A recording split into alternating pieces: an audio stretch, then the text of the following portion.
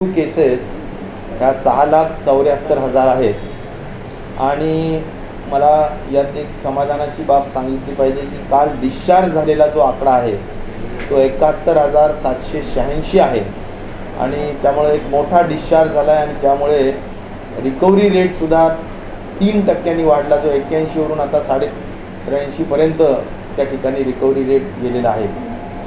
कालचा आकडा हा नेहमी आपण 60-70 हजाराच्या 70 हजाराच्या दरम्यान बघत होतो, 48,700 आहे. त्यामुळे काल कमी झाला.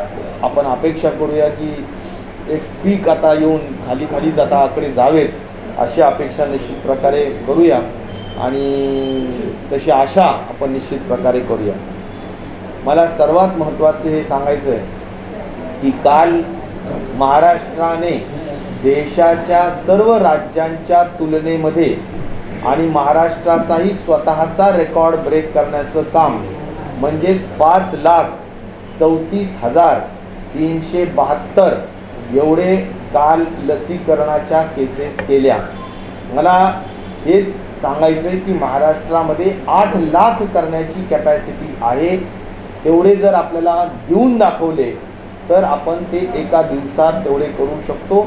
पण त्यासाठी जॉग्राफिकल डिस्टन्स मोठा असल्यामुळं त्याचे जर एक आठवड्याचा साठा असेल तर आपण ते 4,193 एवढ्या सेंटर्सवर पसरवू शकतो आणि त्यातून 8 लाख केसेस रोज करू शकतो. परंतु जे काही असेल काल आपण उच्चांक केलेला आहे 5,34,372चा आणि मला सांगायला आनंद आहे की महाराष्ट्राने आज 1,50,00,000 म्हणजे 1.5 कोटी लोकांना लसीकरण केलेलं आहे. त्यामुळं हा सुद्धा देशामध्ये आपलं वॅक्सिनेशनमध्ये आपलं नंबर 1ला राज्य आहे आणि 1.5 कोटीचा आकडा आज क्रॉस होतोय. हे नक्कीच मला आपल्या सर्व आरोग्य कर्मचाऱ्यांच्या दृष्टिकोनातून एक अभिनंदनीय बाब या ठिकाणी सांगायची आहे आणि त्यांचं मी मनपूर्वक अभिनंदन करतो, आभार मानतो की त्यांच्या या सगळ्या अथक प्रयत्नातूनच या संपूर्ण गोष्टी त्या ठिकाणी पूर्ण होऊ शकल्या. ज्यामध्ये डॉक्टर्स असतील, स्टाफ नर्स असतील, काम करणारे सर्व आमचे आरोग्य विभागाचे कर्मचारी असतील. यामध्ये वॅक्सिनेशनमध्ये सुद्धा सांगायचा मुद्दा हा आहे की आपण 2% पेक्षा कमी वेस्टेज असणारं राज्य देशामध्ये महाराष्ट्रचं आहे आणि त्यामुळे सुद्धा ती सुद्धा एक अत्यंत जमेची बाजू आहे. आम्ही आज आत्ताच डॉक्टर शिंगणे असतील, मी असेल आणि आमच्या FDA आणि हेल्थ डिपार्टमेंटच्या सर्व अधिकाऱ्यांची बैठक आम्ही दररोज घेतो 10 ते 12 पर्यंत आणि त्यामध्ये ज्या काही महत्त्वाच्या गोष्टी आम्ही ठरवण्यात आलेल्या आहेत. दररोज ज्या महत्त्वाच्या 2 बाबी आहेत ज्या लोकांना ज्यांचं लक्ष आहे की ऑक्सिजन आणि रेमडेसिवीर याचं लोकांना प्रमाण कळायला हवं की त्यांना त्यांच्या जिल्ह्यामध्ये किती मिळालेले आहे. त्यामुळं त्याचं दररोजचं बुलेटिन आणि त्याचं दररोजचं वेबसाईटवर टाकण्याचं काम हे निश्चित प्रकारे हेल्थ डिपार्टमेंट आणि FDA डिपार्टमेंटच्या वतीनंही केलं जाईल आणि माझ्या स्वतःच्याही फेसबुक आणि सगळ्या ह्याच्यावर जसं आम्ही रोजचे आकडे टाकतो त्या पद्धतीनं ते सुद्धा दररोजचं ट्विटर आणि संपूर्ण सोशल मीडियामध्ये या बाबी लोकांना स्पष्ट केल्या जातील जेणेकरून लोकांना कळावं की त्यांच्या जिल्ह्यामध्ये रेमडेसिवीर किती आलेलं आहे, त्यांच्या जिल्ह्यामध्ये ऑक्सिजन किती आलेलं आहे, हे पारदर्शकपणे सगळ्यांना कळावं. या दृष्टिकोनातून दररोजचं इन आणि आऊट काय जे असेल ते कळवण्याचं काम आम्ही निश्चित प्रकारे करणार आहोत आणि आज संध्याकाळपासून त्याची सुरुवात होणार आहे. पूर्ण यंत्रणेसाठी 15 IAS ऑफिसर्स आपण दिलेले आहेत. 15 सिनियर IAS ऑफिसर्स या कामामध्ये ते लक्ष देत आहेत. हेही मला या निमित्ताने आपल्या सर्वांना सांगितलं पाहिजे. ऑक्सिजन या बाबतीत मला एवढंच सांगायचं आहे की ऑक्सिजनच्या संदर्भात एकच महत्त्वाची स्ट्रॅटेजी आता महाराष्ट्र शासनाने ठरवलेली, आरोग्य विभागाने ठरवली आणि ती स्ट्रॅटेजी म्हणजे आता जो ऑक्सिजन आज यूज होतोय साधारण 1615 म्हणजे 1,615 मेट्रिक टन्स आज ऑक्सिजन आपण दररोज वापरत आहोत. मला असं वाटतं की यामध्ये आमचा जो अभ्यास आहे, ज्यामध्ये साधारणपणे जे ऑक्सिजनवरचे पेशंट आहेत त्यांना 7 LPMने ऑक्सिजन आपण पकडतो, 7 लिटर्स पर मिनिट. आणि जे साधारणपणे वरच्या नॉन इन्व्हेजिव्हवर आहे त्यांना आपण एक थंब रूलप्रमाणे 15 पकडतो. तर या पद्धतीनं आपण जर पेशंट्सला जो केंद्र शासनाने दिलेला जो एक बेस आधार आहे त्यावर पकडल्यानंतर नक्कीच आपल्याला ऑक्सिजन एवढं जास्तही लागायला नको. आणि म्हणून सर्वच अधिकाऱ्यांचं मत इतकं स्पष्ट आहे की ऑक्सिजनचा अत्यंत काटकसरीनं वापर होणं गरजेचं आहे. आणि त्यासाठी एक स्वतंत्र स्टँडर्ड ऑपरेटिंग प्रोसिजर्स किंवा प्रॅक्टिसेस हे आपण आज वितरित करण्यात आलेले आहेत. आणि त्या प्रॅक्टिसेस या गव्हर्मेंट हॉस्पिटलसाठी, या प्रायव्हेट हॉस्पिटलसाठी SOPs त्यांच्यापर्यंत पोहोचवण्याचं काम आम्ही करू. आणि त्याच पद्धतीनं खऱ्या अर्थाने ऑक्सिजनचा वापर करण्याची आवश्यकता आहे. मग ज्यामध्ये काही गुड प्रॅक्टिसेस काय आहेत, तर साधारणपणे नंदुरबार या ठिकाणी खूप चांगली प्रॅक्टिस सुरू झालेली की ऑक्सिजन सिस्टर किंवा ऑक्सिजन नर्स आपण म्हणतो की जी 50 पेशंटच्या मागे एक असते. आणि तिने फक्त एकच बघायचं की ऑक्सिजनची बचत कशी करता येईल. म्हणजे बऱ्याचदा पेशंट्स आपल्या टॉयलेट्सला जातात, कधी कधी ते काढून ठेवतात आणि तसेच जातात, युरिनलला जातात तसेच जातात, काही चर्चा करायची असते ते काढून ठेवतात आणि तसेच ठेवतात. बऱ्याचदा SpO2% जरा बऱ्यापैकी चांगल्या लेवलला आलेलं असतं तरीसुद्धा त्यांना जास्त ऑक्सिजन दिलं जात असतं, तर ते टेपर केलं पाहिजे, ते कमी केलं पाहिजे. अशासाठी ऑक्सिजन सिस्टर किंवा ऑक्सिजन नर्स ज्याला म्हणू ते आपण सर्वदूर सगळ्या हॉस्पिटलमध्ये आपण करण्याचा निर्णय घेत आहोत. प्रत्येक हॉस्पिटलमध्ये आपण जी काही आता काल वेदांताला काही लोक म्हणत होते की बाबा नाही जास्तीचं काही ऑक्सिजन वेळेवर नाही आलं वगैरे वगैरे, ह्या ज्या काही गोष्टी असतात या सगळ्यांसाठी थोडंफार प्रत्येक हॉस्पिटलमध्ये एक स्टँड बाय ऑक्सिजनचं स्टोरेज असायला हवं. ते पण त्यांनी करायला हवं असं पण आम्ही त्यांना सूचित केलेलं आहे. या व्यतिरिक्त प्रत्येक हॉस्पिटलचं ऑक्सिजन ऑडिट हे मस्ट असणार आहे. तुम्ही किती ऑक्सिजन घेताय, तुम्ही किती ऑक्सिजन वापरताय आणि त्यामुळे स्टँडर्ड रूलपेक्षा किंवा स्टँडर्ड नॉर्मपेक्षा तुम्ही किती जास्त वापरताय हे आम्हाला त्यांच्या निदर्शनास आणून द्यायचं आहे. त्यामुळं हॉस्पिटल ऑडिट हे आम्ही मस्ट करणार आहोत. आणि त्यासाठी ती कमिटी, त्या हॉस्पिटल ऑडिटची कमिटी त्या हॉस्पिटलनी केलीच पाहिजे. आणि त्याच्यावर आपल्या प्रशासनाचं सुद्धा लक्ष राहील.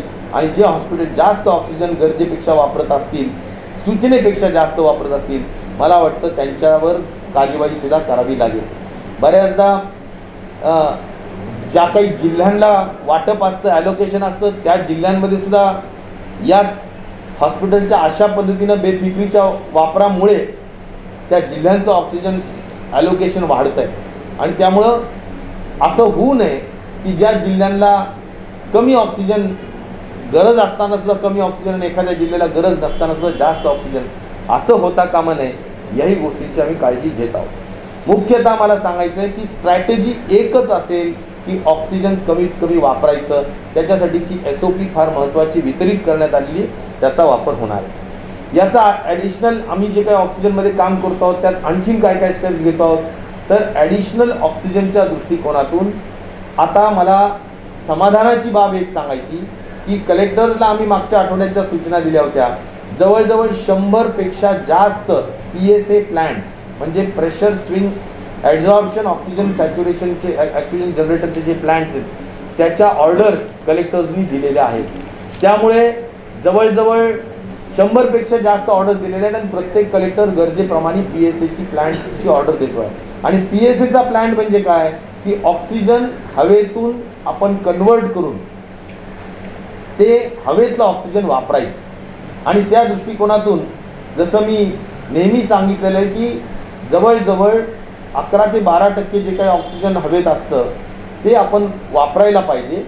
आणि त्याचा उपयोग आपल्या हॉस्पिटलच्या दृष्टिकोनातून, पेशंटच्या दृष्टिकोनातून केला पाहिजे.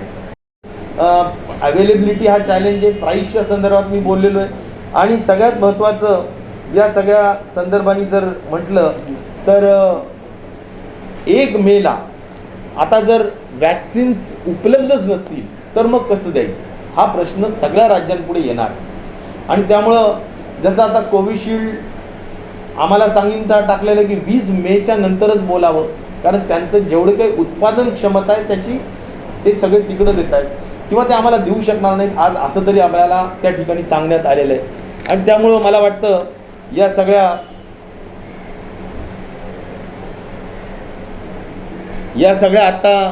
झालेल्या बाबींच्या अनुषंगाने म्हणजे मला सांगायला मनातून आनंद आहे की आजच्या या क्षणाला, कारण आम्ही दररोजचं मॉनिटर करतो की वॅक्सिन किती झालं, तर या क्षणाला वॅक्सिन्स आम्ही जे काही दिलेले आहेत ते 1,50,02,401 हे अगदी रिअल टाईम डेटा ज्याला म्हणू आपण, म्हणजे 1.5 कोटी क्रॉस झाल्याचं एक समाधान मी या निमित्ताने निश्चित प्रकारे व्यक्त करतो. आणि पुन्हा एकदा आमच्या हेल्थ कर्मचारी आणि सर्व लोकांना आणि जनतेला सुद्धा आभार मानेल. मला एवढंच सांगायचं की वॅक्सिनेशन हा आपल्याला सध्याच्या वाढत असलेल्या संख्येच्या संदर्भाने सगळ्यात रामबाण उपाय आहे. जे देश आज कोरोनापासून मुक्त झालेत किंवा आता कोरोनापासून भयमुक्त झालेत मी म्हणेल, मग इस्रायल असेल, UK असेल, ज्यामध्ये आता तुम्हाला हार्डली डेथ रेट आहेत, हार्डली काही आहेत आणि पॉझिटिव्ह पण नाही आहेत. त्याचं कारण एकच आहे की त्यांनी मोठ्या पद्धतीनं वॅक्सिनेशन कंप्लीट केलं. आज US मध्ये सुद्धा 60% वर लोकांना वॅक्सिनेशन केलं आहे. त्याचबरोबर UK मध्ये झालं आहे, इस्रायलनी 100% केलं आहे. आणि म्हणून या सगळ्यांचा आपण नक्कीच केस स्टडीज जर बघितलं तर आपणही वॅक्सिनेशनवर भर देणं काळाची गरज आहे. त्या अनुषंगाने आम्ही करतोय. इम्पोर्ट करण्याच्या संदर्भात सुद्धा गव्हर्नमेंट ऑफ इंडियाकडे झालेली जी काही VC आहे त्याच्यामध्ये इम्पोर्ट करायला राज्य शासनाला अधिकार देण्यात आलेले आहेत. आणि म्हणून आम्ही जो काही पॉलिसी डिसिजन कॅबिनेटमध्ये होईल त्यानंतर इम्पोर्ट करून त्यांच्याशी निगोशिएट करून सुद्धा कशा पद्धतीनं काही रेट्स ठरवता येतील याही बाबतीत आम्ही निश्चित प्रकारे प्रयत्नशील आहोत. आणि म्हणून आता जे काही वॅक्सिन्स येत आहेत, एक नक्कीच आहे की 45च्या पुढचं जे वॅक्सिनेशन आहे ते या क्षणाला पाहिजे त्या गतीनं अजूनही सुरू नाही आहे. जरूर आम्ही 5-5.5 लाख काल केलं असेल, परंतु आज आमच्याजवळ किती उपलब्ध आहेत? 8 लाख आहेत की जे आमच्यासाठी 2 दिवस किंवा 1 दिवसाचा 2 दिवसाचा स्टॉक आहे. आणि त्यामुळे स्टॉक कमी असला की मग बऱ्याचदा अनेक वॅक्सिन सेंटर्सवर वॅक्सिन्स उपलब्ध नसतात. हा सगळ्यात त्यातला महत्त्वाचा भाग असतो. त्यामुळं जरा आणखीन वॅक्सिन्स वाढवून द्यावं एवढंच करून आपल्या राज्य शासनाला मोटिवेट करण्याचं काम आणि सगळ्या हेल्थ डिपार्टमेंटला मोटिवेट करण्याचं काम केंद्र शासनाच्या जरा वाढीव वॅक्सिनेशनच्या पुरवठ्याने करावं एवढीच माझी केंद्राला नम्रतेची हात जोडून विनंती. तर साधारणपणे आम्ही मी जसं म्हणालो की महाराष्ट्रामध्ये 6 ठिकाणी ऑक्सिजन गॅस निर्माण होतो. आता तो गॅस त्याला बॉटलिंग प्लॅन्ट टाकायचं म्हटलं तर वेळ लागेल, म्हणून त्याच ठिकाणी आपण जर का हॉस्पिटल बेड्स टाकले आणि हॉस्पिटल निर्माण केलं तर बरं होईल. तर त्याचं पहिलं उदाहरण हे JSW जे काही आपला स्टील प्लॅन्ट आहे पेनमध्ये, अगदीच स्पेसिफिक गावाचं नाव सांगितलं तर दोलवी या ठिकाणी पेनमध्ये जे आहे त्या ठिकाणी एकूण 300 बेडेडचं ऑक्सिजन निर्माण होऊ शकतं आणि हळूहळू एक्सपांड करता येईल. पण 100 बेडेडचं त्या ठिकाणी हॉस्पिटल टाकण्याची कार्यवाही कलेक्टरच्या नियंत्रणाखाली सुरू केलेली आहे. JSW त्याला सगळं मदत करत आहे. हा झाला एक ॲडिशनल विषय. ऑक्सिजनच्या संदर्भात आम्ही एवढ्यावर थांबलेलो नाही, तर ऑक्सिजनला ग्लोबल टेंडर काढण्याचा जो निर्णय झाला होता त्याची प्रक्रिया पूर्ण झालेली आहे आणि त्याची प्रक्रिया पूर्ण करून ग्लोबल टेंडर इश्यू झालेलं आहे. त्यामुळं ग्लोबल टेंडरमध्ये अनेक देशातून आपल्याला 5 आयटम्स आपण ग्लोबल टेंडरमध्ये मागणी केलेली आहे. पहिलं ऑक्सिजन कॉन्सन्ट्रेटर इक्विपमेंट, दुसरं PSA प्लांट ज्याचा मी उल्लेख करतो इथे, PSA प्लांट हे सुद्धा मोठ्या पद्धतीनं आपण त्या ठिकाणावरून मागवत आहोत. त्यामुळे जवळजवळ आपल्याला जर अगदी स्पेसिफिक सांगायचं म्हटलं तर 132 PSA प्लांट आपण ग्लोबल टेंडरमधून मागत आहोत. ऑक्सिजन कॉन्सन्ट्रेटर 40,000 आपण ग्लोबल टेंडरमध्ये मागत आहोत. 27 ऑक्सिजन ISO प्लांट टँक ज्याला म्हणू आपण, की जे स्टोरेजसाठी, फक्त स्टोरेजसाठी असतील. डिव्हिजनल हेडक्वार्टरला जरी आपण ठेवले तरीसुद्धा त्याचा खूप मोठा उपयोग एक बफर स्टॉक करण्याच्या दृष्टिकोनातून ते आपण मागवत आहोत. 25,000 metric ton oxygen, liquid oxygen ते सुद्धा आपण त्या ठिकाणी मागणी करत आहोत। आणि रेमडेसिवीरचं इंजेक्शन्स हे 10 लाख नग म्हणजे 10 लाख वाईल्स आपण त्या ठिकाणी मागवत आहोत। तर अशा पद्धतीनं ह्या ग्लोबल टेंडर इश्यू झालेलं आहे। आपण त्याचा 3च दिवसाचा कालावधी दिलेला आहे। त्या अनुषंगाने लवकर कसे निर्णय होता येईल या बाबतीत ही एम्पावर्ड कमिटी जी आहे त्यांना पूर्ण अधिकार दिलेले आहेत। टेंडर्समधल्या काही अटी शर्ती रिलॅक्सेशन करून आपण लवकर निर्णय हे घ्यावेत, अशा स्वरूपाचा हा सगळ्यात महत्त्वाचा विषय आहे। याला आपण टेंडर पण म्हणू शकतो किंवा याला आपण एक्सप्रेशन ऑफ इंटरेस्ट सुद्धा म्हणू शकतो की आम्हाला हे पाहिजे, तुम्ही आम्हाला कोट करा काय तुम्हाला तुमचे रेट्स असतील तर त्याला आपण एक्सप्रेशन ऑफ इंटरेस्ट EOI हा जो आहे तो आम्ही इश्यू करण्यात आलेला आहे, हेही मला या निमित्ताने सांगितलं पाहिजे। रेमडेसिवीरच्या हद्दीपर्यंत मला एक सांगायचं आहे की रेमडेसिवीर केंद्र सरकारने जे 2,59,60,000 जे काही आपल्याला राज्याला कोटा दिला होता त्यामध्ये वाढ करून 4,37,000 एवढा जो कोटा दिलेला आहे त्यामुळे थोडा रिलीफ मिळालेला आहे। मी म्हणणार नाही पूर्ण रिलीफ मिळाला आहे, कारण दररोजचं आपली मागणी वाढत असलेल्या संख्येच्या दृष्टिकोनातून 60,000 आहे, पण आपल्याला ते 26,000वरून आता कुठेतरी आपण 40,000च्या दरम्यान आलेलो आहे। रिलीफ नक्की मिळाला आहे, परंतु पूर्ण आपल्याला समाधान प्रत्येक रेमडेसिवीर वापरच्या गरज असणाऱ्या पेशंटला सगळ्यांना 100% समाधान करताच येईल असं नाही। पण याचा अर्थ हाही आहे की रेमडेसिवीरचा सुद्धा वापर अत्यंत ज्युडिशियसली करणं गरजेचं आहे। गरजेचे असतील त्याच लोकांना रेमडेसिवीर द्यावं। अननेसेसरली रेमडेसिवीर देण्याचे परिणामसुद्धा पोस्ट कोविड खूप भयानक असतात, याचंही पेपर्स अनेक उदाहरणांवरून त्या ठिकाणी लक्षात आलेले आहे। त्यामुळं एक आहे की त्याचा वापर फार ज्युडिशियसली होण्याची गरज आहे, एवढं मी या निमित्ताने सांगितलं। आणि महत्त्वाचा मुद्दा आहे तो वॅक्सिनेशनचा। तर वॅक्सिनेशनच्या संदर्भात मी जसं सांगितलं की 1.5 कोटी वॅक्सिनेशन आपण आत्ता केले आणि जवळजवळ 5,34,722 काल आपण वॅक्सिनेशन केले। हे दोन्ही आकडे फार महत्त्वाचे आहेत। आणि आता मला एवढंच सांगायचं आहे की 1 मेची वाट सगळेजण पाहत आहेत। 1 मेची वाट पाहत आहेत, ज्यामध्ये 18 वर्षाच्या तरुण मुलांपासून तर 44 वर्षाच्या लोकांपर्यंतचं वॅक्सिनेशन स्टेटची जबाबदारी म्हणून राज्य शासनाने सांगितले। आपण ही जबाबदारी स्वीकारण्यासाठी तयार आहोत। आपलं कॅबिनेटला त्याची नोटसुद्धा आमच्या विभागाच्या वतीनं तयार करून आम्ही पाठवलेली आहे। कॅबिनेट आज होईल, उद्या होईल, त्यावेळेस त्यामध्ये चर्चा होऊन योग्य तो निर्णय निश्चित प्रकारे त्या संदर्भातला होईल। यात आम्ही नक्कीच म्हणतो आहोत की आपल्या सगळ्या जवळजवळ 5,71,00,000 लोक हे 18 ते 44 वयोगटातले आहेत। आणि या वयोगटातल्या लोकांना जर आपल्याला 2 वॅक्सिनचे डोसेस द्यायचे असतील तर आपल्याला 12 कोटीच्या दरम्यान वॅक्सिन्स लागणार आहेत, डोसेस लागणार आहेत। आणि त्यामुळं त्याचा खर्च जवळजवळ 7,500 कोटीच्या वर जाईल। प्रश्न एवढाच आहे की आता आपल्याला सगळ्यांना फ्री द्यायचं का आपल्याला इकॉनॉमिकली वीकर सेक्शन किंवा आर्थिक दुर्बल घटकांना फ्री द्यायचं? या सगळ्या संदर्भातला जो निर्णय आहे तो आता कॅबिनेटमध्ये घेतला जाईल।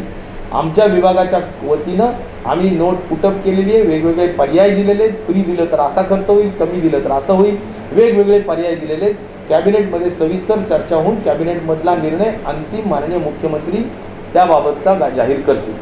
तर या सगळ्या गोष्टी जरी काही असल्या तरी सुद्धा अवेलेबिलिटी हा सगळ्यात मोठा चॅलेंजिंग विषय आहे।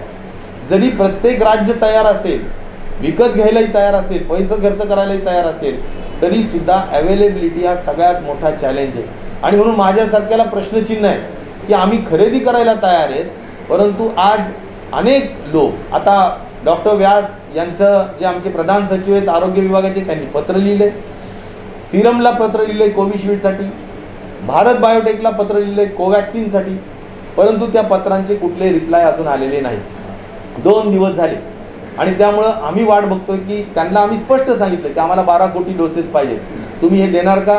तुमचा शेड्यूल कसा असेल, तुम्ही किती रुपयात देणार आणि त्या पद्धतीने आम्ही कसं पेमेंट करायचं, ह्या सगळ्या गोष्टींचं पत्र मी तुम्हाला आजही म्हटलं तरी प्रेसला आता दाखवू शकतो की त्या पद्धतीनं ते सगळं त्या ठिकाणी पत्र आपण दिलेलं आहे। त्यामुळे ह्या पत्राचं मागणीचा अर्थच एवढा आहे की या पत्राच्या माध्यमातून आपण अतिशय कटिबद्ध आहोत वॅक्सिनेशनसाठी, हे मला या निमित्ताने सांगायचं आहे। त्यामुळे दोन्ही महत्त्वाच्या देशाच्या कंपनीजला आपण पत्र लिहिले की आम्हाला 12 कोटी वॅक्सिन्सचे डोसेस पाहिजेत, त्याचा शेड्यूल तुम्ही आम्हाला सांगा, त्या पद्धतीनं त्याचे रेट सांगा आणि आम्ही त्या पद्धतीनं खरेदी करूया.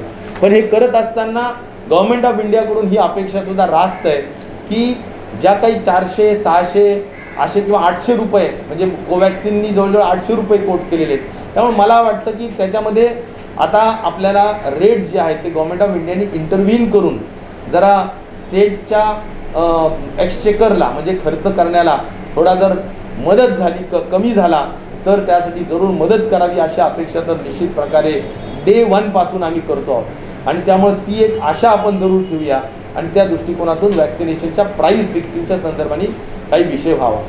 दुसरं एक नक्कीच आहे की लसीकरण हे जे काही केलं जाईल 18 ते 44 हे संपूर्ण त्यांचं जे IT डिजिटल मॉडेल आहे कोविन नावाचं, त्याच्यावरच केलं जाणार आहे. त्यामुळं डायरेक्ट तुम्ही जाऊन त्या ठिकाणी लसीकरणाला सेंटरला जाऊन लसीकरण केलं जाणार नाही.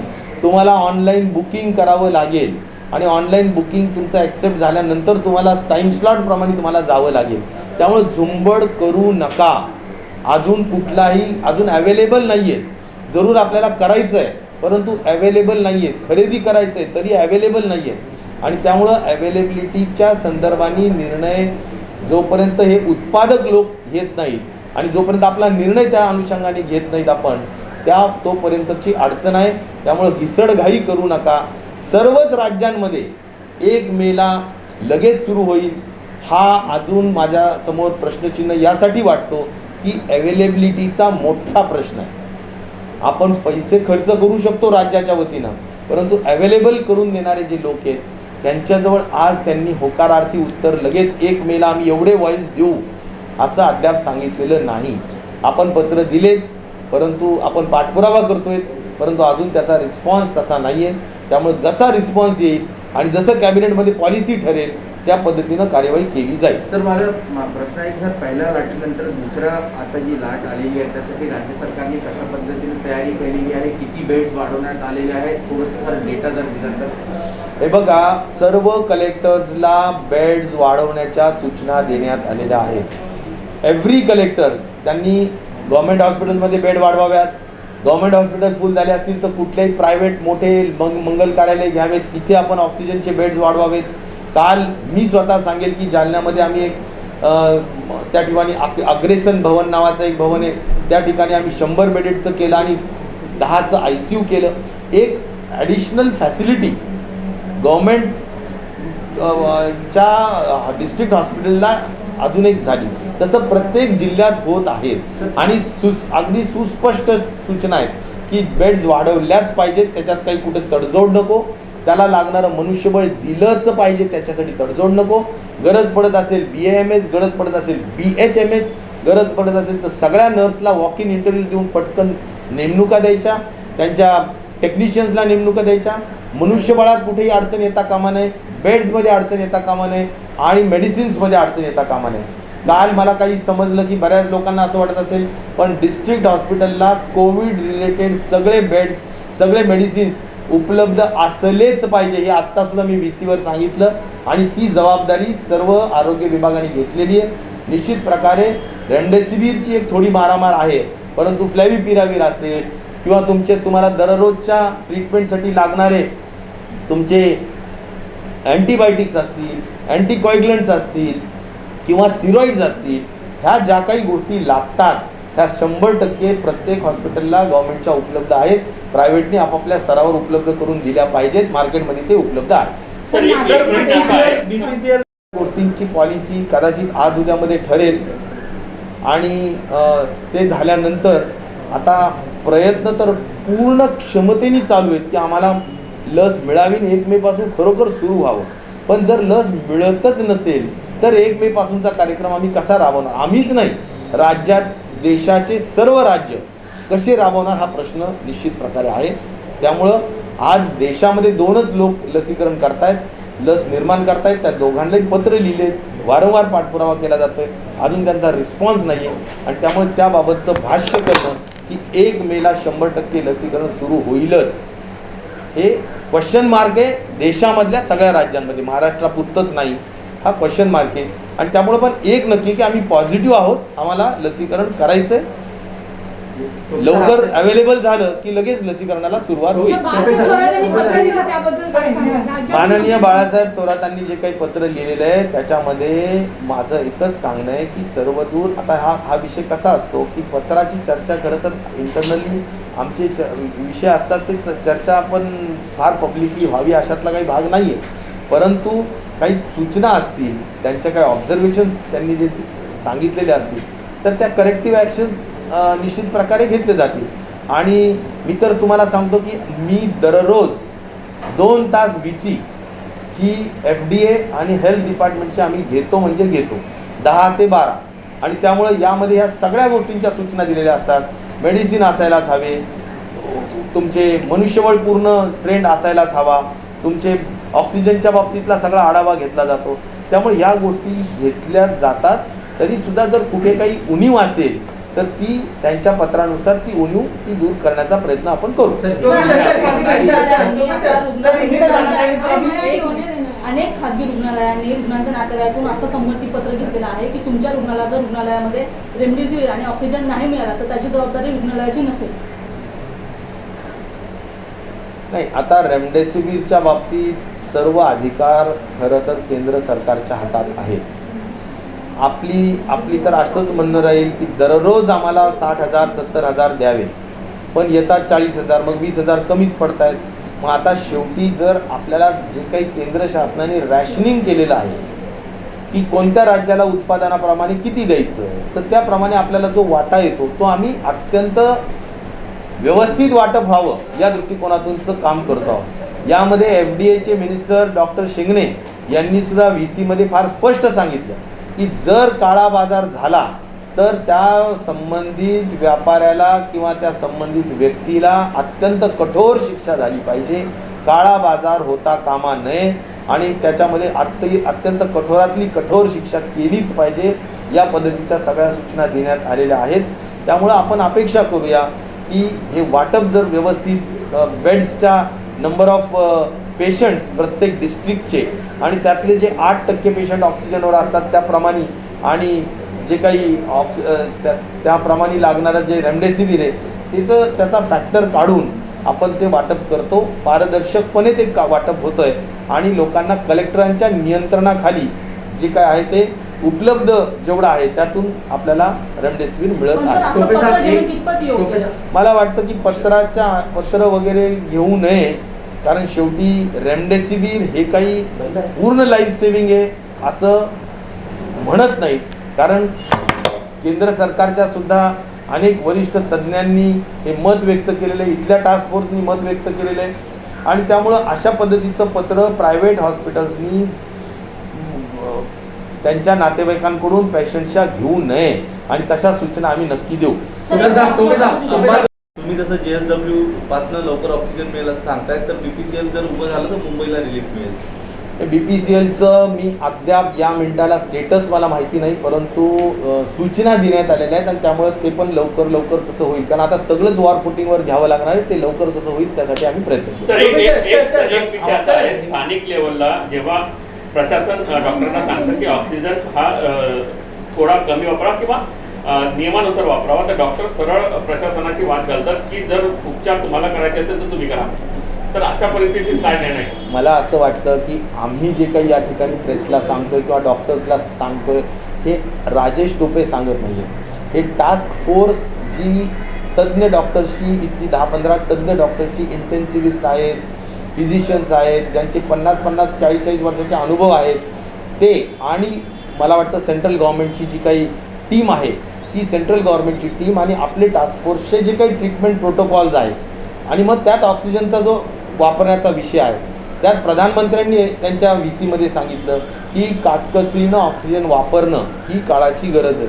आता यावरून जी SOPs तयार झालेल्या आहेत त्यात काही सक्सेस स्टोरीज केरला आणि मध्य प्रदेश याच्या सक्सेस स्टोरीज प्रधानमंत्र्यांनी स्वतः VC मध्ये सांगितल्या. आता आपलं काम आहे की आपण त्या सक्सेस स्टोरीजमध्ये काय त्यांनी एक्झॅक्टली केलं त्या गोष्टी स्वीकारून आपण त्याचं अनुकरण केलं पाहिजे. त्यातूनच आपण एक जी म्हणतो आपण की ऑक्सिजन सिस्टर किंवा ऑक्सिजन नर्स ही कल्पनासुद्धा त्यातलीच असते. त्यामुळे गुड प्रॅक्टिस आहे देशामध्ये आणि जगामध्ये कुठेही जर चालू असतील तर ते आपण स्वीकारल्या पाहिजे. सर, मोफत लसीकरणाबाबत आपण आरोग्य विभागाने कोणते कोणते पर्याय दिले? जसं तुम्ही सांगितलं आम्ही कॅबिनेटला हे पर्याय देणार आहोत. एक तर हे पर्याय काय, आणि दुसरं काल राज्यातच एका मंत्र्यांनी असं लिहिलेलं आहे की आपले अँटीजन टेस्टसाठी किट्स नाही आहेत, औषधं उपलब्ध नाही आहेत, त्यामुळे ह्या गोष्टींकडे लक्ष दिलं पाहिजे. ह्याला आपण कसं बघणार? आणि तिसरा प्रश्न, 1 मे पासून खरंच 18 वर्षाच्या वरील लोकांचं लसीकरण होऊ शकणार नाही आहे का? आणि यासाठी सरकारला वाट बघावी लागणार आहे? सर शक्यता कमी आहे का 1 मे पासूनची? 3 जे प्रश्न आहेत त्यातला पहिला प्रश्न जो आहे तो तुमचा मोफत लसीकरणावर काय पर्याय? मोफत लसीकरणाच्या संदर्भात माझं आपल्याला एकच मी फार स्पष्ट सांगितलं आहे की प्रस्ताव आरोग्य विभागाने आता कॅबिनेटकडे पाठवलेला आहे. माननीय मुख्यमंत्र्यांचा तो अधिकार असतो आज कॅबिनेट लावायची का उद्या लावायची. माझ्याशी झालेल्या चर्चेमध्ये त्यांनी फार स्पष्ट सांगितलं की राजेश आपण एकच कॅबिनेट आत्ता जी घेऊ त्यात एकच विषय घेऊ, वाटलंच तर चांगला सविस्तर चर्चा करून तो विषयाच्या बाबतीत निर्णयाला येऊ.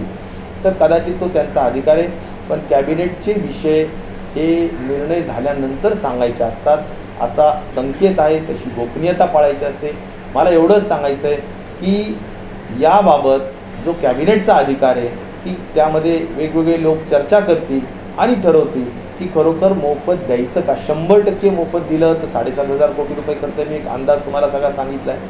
तर त्या दृष्टिकोनातून ते करायचं का आपल्याला कॉर्पोरेट क्षेत्रातले जे लोक आहेत ते आम्हाला कितीतरी भेटतात आणि मलाही स्वतःला पटत नाही ॲज अ माझ्या कॉन्शियसला की माझ्या वैयक्तिक मताला की जो माणूस BMW मध्ये येईल, जो माणूस मर्सिडीजमधून येईल, जो माणूस मोठ्या कारमधून उतरेल आणि त्यांनी 400 रुपयाची लस त्याची घेऊ नये का, तर त्यांनी घ्यायला पाहिजे.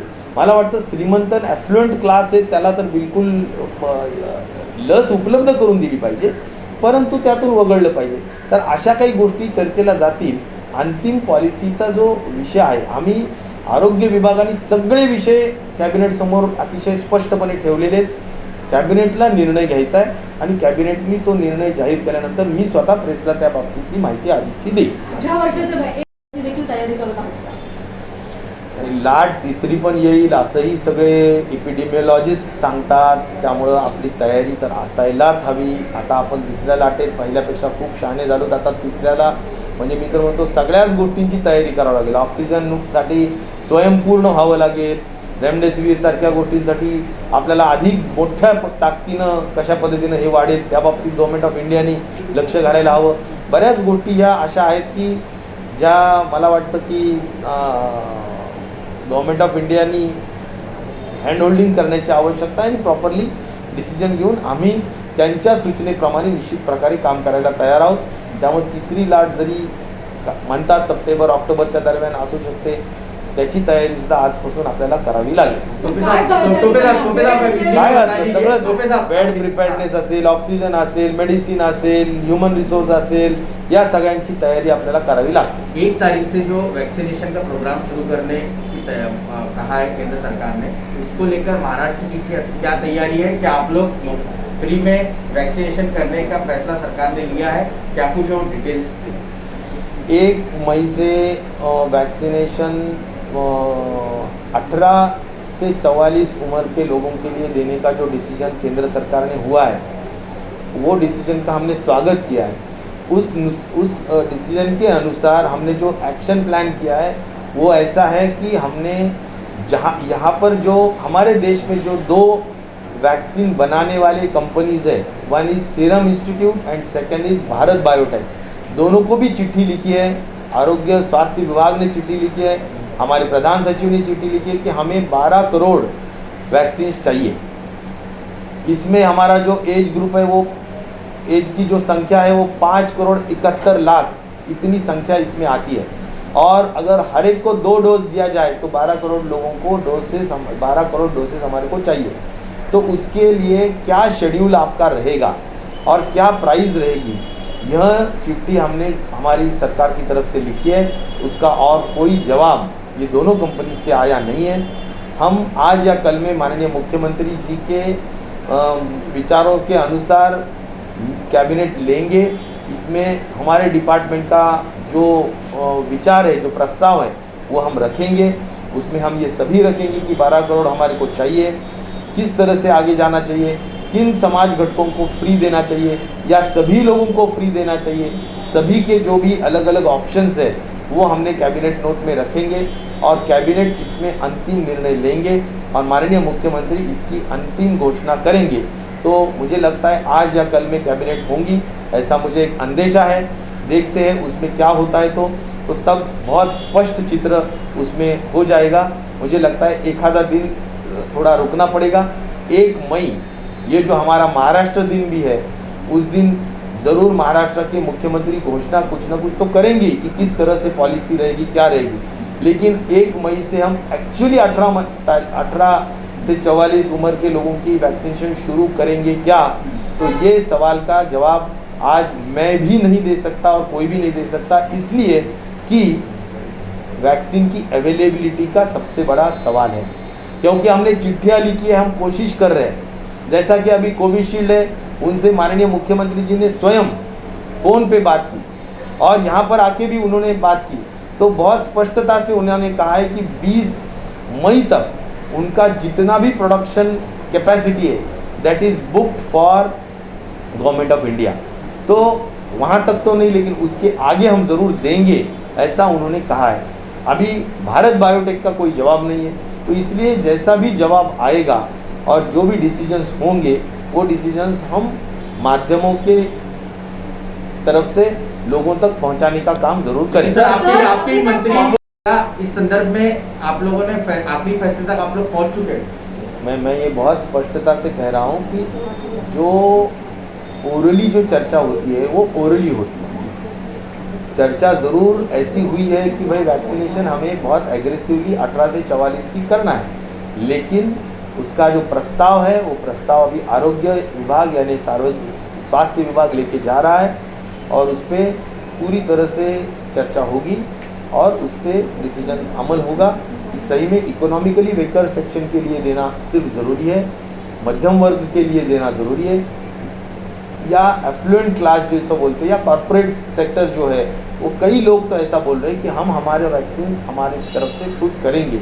मुझे लगता है कि ये सभी जो मुद्दे हैं वो बहुत डिटेल में कैबिनेट में चर्चा होके उसकी अंतिम पॉलिसी तय होगी। सर, कांग्रेस अध्यक्ष सोनिया गांधी ने आज काफी शॉर्टेज है काफी चीजों का, काफी शॉर्टेज है कई सारी चीजों का, तो क्या ग्लोबल टेंडरिंग सिस्टम से हम कुछ चीजें लेंगे या सिर्फ सेंटर पे डिपेंडेंसी होगी या सिर्फ स्टेट में लेंगे? देखिए, कुछ चीज़ें ऐसे हैं जैसा ऑक्सीजन है, ये ऑक्सीजन अभी राज्य में जितना उत्पादित होता है वो हम 100% कोविड पेशेंट के लिए इस्तेमाल कर रहे हैं। जैसा 1250 टन उत्पादित होता है वो हम 100% मेडिकल एजुकेशन पेशेंट के लिए मेडिसिन ऑक्सीजन बोल के हम ले रहे हैं। उसके अलावा अभी 300-350 टन हमारे को गवर्नमेंट ऑफ इंडिया ने एलोकेशन दिया है। जहाँ से एलोकेशन दिया है वहाँ पर से हम टैंकर्स भेज के वो ऑक्सीजन मंगवाने का काम हम कर रहे हैं और वो बहुत स्मूथली हम कर रहे हैं। जितनी डिमांड है उतना सप्लाई हम आज कर रहे हैं। लेकिन एक ज़रूर है कि और अगर बढ़ते हैं तो हमने इसलिए ग्लोबल टेंडर या ग्लोबल एक्सप्रेशन ऑफ इंटरेस्ट हमने जारी किया है, यानी उसका इशू किया है। वो पेपर्स में भी आया है इंटरनेशनल लेवल पे और उसमें हम 5 चीज़ों की मांग की है। नंबर 1 ऑक्सीजन कॉन्सेंट्रेटर्स, वो करीबन हम 40,000 ऑक्सीजन कॉन्सेंट्रेटर्स हम खरीदना चाहते हैं। 132 हम उसका क्या बोलते हैं कि SPA plants, PSA plants, pressure swing adsorption oxygen generator plant हम 132 खरीदना चाहते हैं। करीबन 25,000 मेट्रिक टन्स हम ऑक्सीजन, लिक्विड ऑक्सीजन हम ग्लोबल टेंडर से या बाहर देशों से हम खरीदना चाहते हैं। और रेमडेसिविर 10 लाख वाइल्स हम बाहर से खरीदना चाहते हैं। और रहा सवाल ऑक्सीजन स्टोरेज के लिए, उसको हम ISO स्टोरेज कहते हैं। हर हमारे 6 डिवीजन्स है अलग अलग, वह 6 डिवीज़न में स्टोरेज के लिए एक बफर स्टॉक बोल के हम ऑक्सीजन स्टोरेज के लिए भी कुछ 10-15 ऑक्सीजन स्टोरेज के टैंक्स भी हमने उस एक्सप्रेशन ऑफ इंटरेस्ट में लिखा है और पेपर में दिया गया है। 3-4 दिन की अवधि उसको दी गई है। देखना है कि क्या क्या रेट्स आएंगे और जो भी रेट्स आएंगे हमने एम्पावर कमेटी की है, जैसा कि फाइनेंस सेक्रेटरी उसके चीफ है और अन्य 4-5 लोग सेक्रेटरीज उसमें हैं। उन्होंने टेंडर रिलैक्सेशन करने की कंडीशंस को रिलैक्स करने का काम हो या फाइनेंशियल डिसीजंस लेने का काम हो, वो ये सब कमेटी करेंगी। इसकी वजह इतनी है कि जल्दी से जल्दी डिसीजन हो, इसलिए ये एम्पावर कमेटी हमने की है। ठीक है।